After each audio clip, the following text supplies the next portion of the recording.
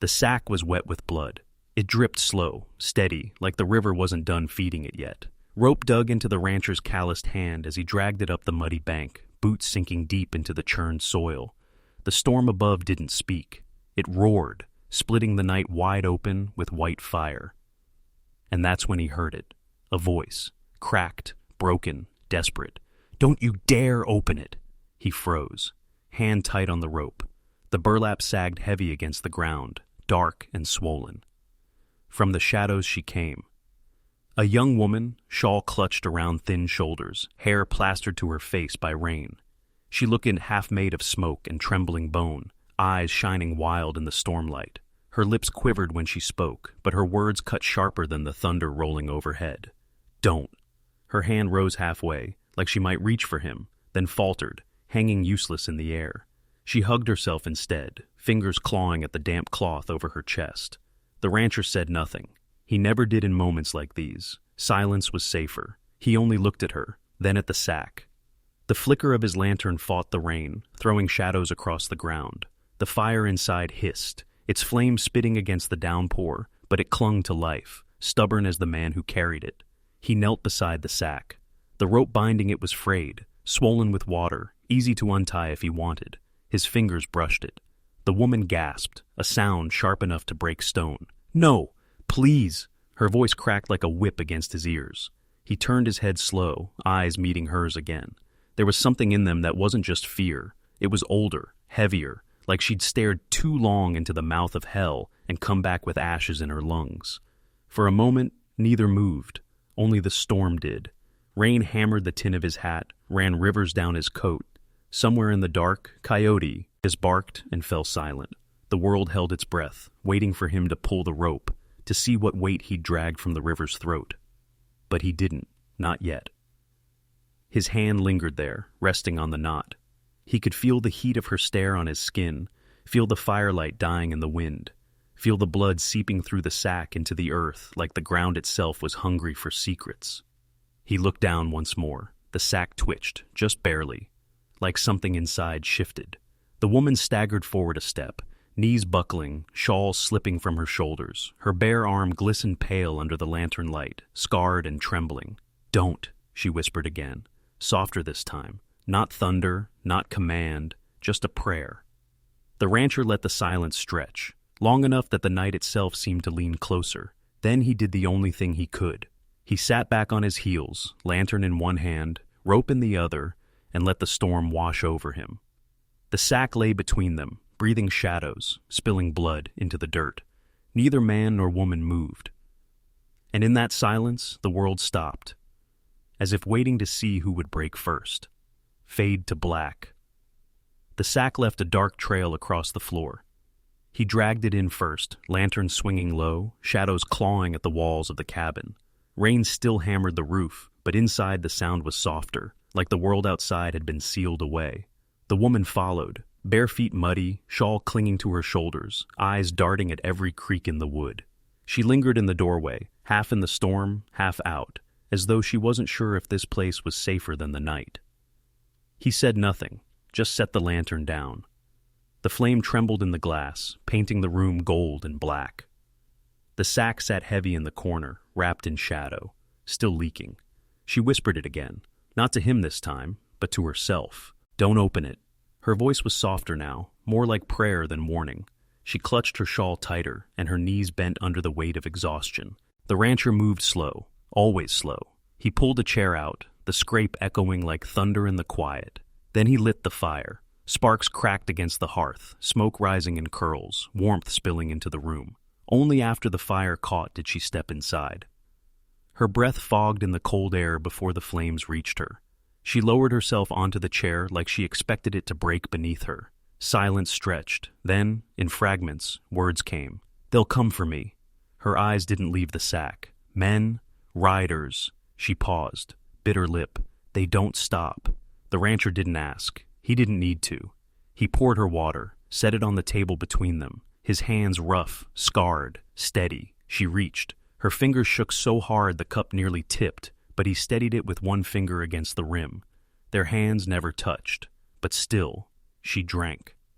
He tore a piece of bread from the loaf on the shelf. passed it to her. She took it slow, crumbs sticking to her lips. Her jaw clenched as she chewed. Like each bite was a fight she wasn't sure she wanted to win. He sat across the fire, shoulders broad in the glow, eyes never leaving her but never pressing either. Her voice broke the quiet again, just a sliver. They burned everything. Her eyes flicked to the flames. My father's barn, my brother's hands. She stopped, swallowed, and then nothing. The rancher leaned back, let the silence settle thick as dust. He knew scars when he saw them. He carried his own, some across the skin, most buried deeper. He never asked her for more, just kept the fire steady, kept the storm outside. Her hands slowed. The trembling faded as she finished the bread. Then, when she thought he wasn't watching, she hummed. Low, cracked, but still a melody. A lullaby too broken to be whole, too old to be forgotten. She rocked ever so slightly, eyes half closed, voice falling into the crackle of the fire. His shoulders eased just barely. The weight in the room shifted, but the sack stayed where it was, in the corner, breathing shadows. The floor beneath it darkened with stains that spread slow, curling toward the firelight like roots searching for warmth. Every glance at it was heavier than the last. The woman's hum faltered when her eyes found it again. Her lips moved soundless this time, a prayer maybe, or a memory. The fire popped, sparks leapt, and in that quiet cabin, the storm outside raged on, but the true storm sat between them, bound in burlap, bleeding into the floor. The night waited. So did he. Fade to silence. The night broke first with hoofbeats, low, distant, then closer, like drums on hollow earth, carrying death with every strike. The woman's hum died in her throat. Her head snapped toward the door. Her body stiffened like wire pulled tight. "No," she whispered, barely sound at all. Her hands clawed the shawl at her chest. "Don't open it." The rancher rose slow. His chair groaned against the floor. Outside, firelight flickered against the window. Not the calm gold of his hearth, but orange, wild, restless, torches. More than one. The cabin walls glowed in trembling shadows as riders circled, their horses snorting steam into the night. The storm had passed, but the ground still shone slick with rain, reflecting the fire in long streaks of blood-red light. The rancher's hand found the rifle leaning by the door. He lifted it with ease, the weight familiar, unchanged. His jaw tightened. Then came the voice, deep, mocking, drawn out with a grin no one could see. "Bring her out, cowboy. Bring the sack too. Ain't yours to keep."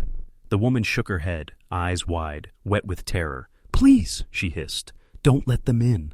The rancher didn't answer. The voice outside grew louder, sharper, drunk on its own command. "She's a thief, a liar, a murderer, if you care to know. But I don't care. I don't want her. I want what she carries. That's all." The men around him laughed, cruel and easy, like wolves chewing bone. Inside, the fire snapped. The sack bled its stain deeper into the floorboards, shadows clinging to it like it was breathing. The rancher stepped closer to the window, lantern glow catching his scarred face. He looked once at the woman. She sat frozen, clutching her knees, her lips moving in a prayer that had no words. He looked again at the sack. Then the leader spoke once more, slow, sharp, almost kind. "Hand it over, friend. Hand her over too, if you're smart. Ain't no shame in saving your own skin." Silence fell heavy, so heavy the crickets outside quit singing. The rancher's breath was steady. His finger brushed the rifle's trigger, and then a shot, shattering the night, splintering wood from the cabin wall. The woman screamed, falling low to the floor, arms over her head. The rancher stood firm, unmoved, rifle gripped hard. Chaos burst open. Gunfire lit the prairie. Torches swayed like devil's eyes in the dark. Shadows leapt across the cabin walls, stretching wild and sharp. Horses shrieked. Men hollered. Bullets thudded into wood and earth. The rancher dropped low, aimed, fired. One torch fell, its flame hissing out in the wet dirt. The gang roared louder. The sack trembled in the corner. Not just from the gunfire, not just from the thunder of hooves. It moved, shifted, twitched like something inside was trying to crawl free. The woman's face buried in her arms, tears streaking the mud on her cheeks, her voice broke into the firelight. "Don't let them take it. Please, don't let them take it." The rancher didn't answer. Smoke thickened, guns roared, the cabin walls shuddered with every shot, but but through the storm of violence his eyes stayed fixed, not on the door, not on the riders, but on the sack breathing in the shadows.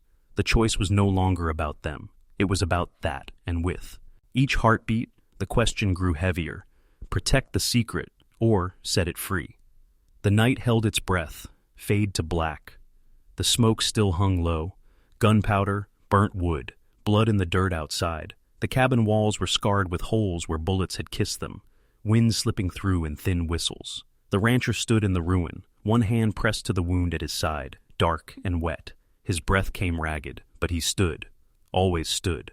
The riders were gone, some swallowed by the mud, others fading into the black horizon. Their torches smoldered out in the grass, smoke curling like ghosts toward the stars. Inside, only two souls remained. The woman knelt on the floor, shawl fallen, hair tangled, her body folded over the sack like a mother shielding her young. Her shoulders shook, soundless at first. Then the sobs came, sharp and broken. Her hands clutched at the burlap, knuckles white, fingernails tearing through threads. "I stole it!" she gasped between cries. "I stole it from them." Her words hit the floor, heavy as stones. "But it ain't theirs. It ain't gold. It ain't silver." Her face lifted, streaked with mud and tears, eyes raw with a pain no bullet could match. "It's something no man should own." She grabbed his coat sleeve, trembling, begging. "Burn it. Don't look, please." The rancher's shadow loomed over her, silent. His hand flexed at his side, blood dripping steady to the floorboards. His eyes shifted between her broken face and the sack wrapped in darkness. For years, he'd carried his own silence, his own secrets buried deep. He knew the weight of locked doors, but something colder drove him now. Mistrust, scars of betrayal, the kind of loss that had stripped him hollow. His hand closed on the rope. The woman's scream tore through the room. "No!" But it was too late. With one motion, he ripped the sack wide open, and the world fell quiet, not gold, not silver, not the riches of thieves or riders. Bones, small, fragile, wrapped in cloth once white, now black with river mud. A rib no longer than his finger, a skull no bigger than his palm. Tiny remains, delicate as flowers pressed in a book, but burnt through with sorrow older than words. The rancher froze. His rifle slipped from his grip, clattering hollow to the floor. His blood ran cold. The woman collapsed against the boards, her body curling around the bones, her mouth open in a scream, but no sound left to give. She clawed the cloth back together with shaking hands, as if she could hide it again, as if she could fold her grief back into the dark. Her voice cracked, broken into dust. "My child." The words burned through the silence, carving deeper than any blade. The truth bled out raw. The riders hadn't hunted her for money. They weren't chasing a thief for profit. They were burying shame, burying sin, burying the ghost she refused to surrender. The sack was her wound made flesh, her grief made heavy, her refusal to let the world forget. The rancher staggered back a step. His hand pressed harder to his side, but the wound that cut deepest wasn't from any bullet. His eyes locked on the tiny bones, on the way her body broke over them, and the silence filled him whole. Outside, the night stilled. No hoofbeats, no storm, just the faint hiss of dying fire. Inside, the woman rocked over the sack, whispering to the bundle of cloth and bone like it might answer back. The rancher stood in shadow, scarred and silent, and for once, no choice left his lips. Only silence, fade to black. Dawn bled slow across the horizon. A thin red line at first, then spreading wide, painting the prairie in bruised gold. The night storm had passed, but the air still carried smoke. The cabin smoldered in silence, its roof sagging, its windows black with soot. In the ash, the woman knelt, her body small, her shawl draped like wings too heavy to lift. She cradled the bones against her chest, whispering soft, broken lullabies into the empty morning, the kind a child would never hear. The rancher moved without words, shovel in his hands, dirt beneath his boots. He dug slow beneath the cottonwoods, each strike of steel into earth, sounding final, like a bell tolling. His side bled still, but he kept working, jaw set, breath sharp in the cool air. When the grave was ready, he set the shovel down and nodded once. The woman rose on trembling legs. She stepped forward, holding the sack close, rocking it as if it still breathed. her lips pressed to the cloth before she laid it down in the hollow earth. Together, though no words were spoken, they covered it. Handfuls of dirt first, then the shovel's weight. The sound was soft, almost kind, like the land itself was taking pity. When it was done, the mound stood plain beneath the trees, fresh soil dark against the prairie grass. The woman stared long at the grave. Her eyes were hollow, but when they lifted to him, something flickered there, recognition, a sliver of trust, faint as the first star fading in the dawn. She pulled her shawl tighter, turned, and walked into the sunrise. No horse, no bag, nothing but her shadow stretching thin across the prairie. The rancher stayed, dirt on his hands, blood drying on his coat. He stood over the grave, boots rooted, the cottonwoods whispering above. The wind carried ash, and with it, the memory of all that had been buried. His eyes never left the mound, and in that silence, the truth settled heavy. Some things ain't meant to be opened, but once they are, you carry 'em forever, fade to wind.